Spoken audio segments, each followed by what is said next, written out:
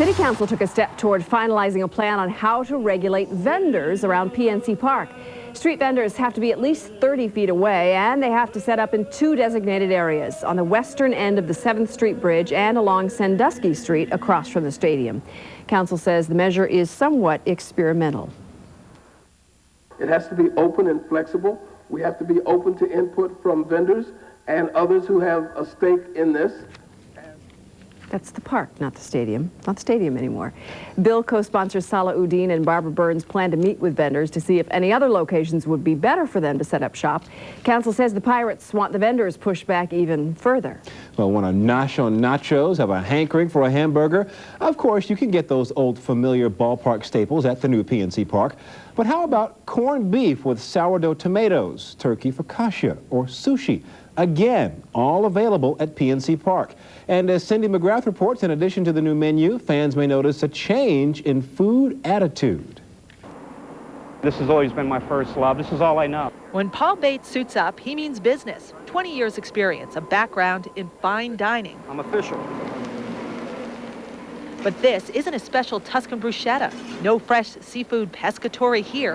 But this is center of the plate food. A hot dog's a hot dog, but it's how you present that hot dog and the quality of that hot dog. At PNC, fans will get that hot dog and more at the Federal Street Grill. There are 8 of them throughout the park. And you can imagine walking up to this window and looking at those fresh hot dogs being done, that fresh chicken. Now here's one thing you're not going to see at PNC Park. You know, at the other ballparks and at Three Rivers Stadium, you go to put ketchup on your hot dog with a pump like this. You never know where the stuff's going to go. Well, that's not going to happen here. Innovation everywhere you look at PNC Park, all the way down to the ketchup stands. We've added a system where we have a pressurized condiment cart. There's CO2 that actually pushes the ketchup up through the system. A simple flick of the switch and ketchup is poured onto the hot dog in a nice stream of consistency. Now, in addition to the Federal Street Grills, fans have not one, but 2 food courts to choose from. We're standing in one right now, which is right off of the 3rd base line. It's called Pop's Plaza, in honor of Willie Stargell. Searching for spuds? Try Pop's Potato Patch. Pulled pork, get the We Are Family Barbecue. And of course, Up on the hill when Willie used to hit a home run, it was chicken on the hill for Will.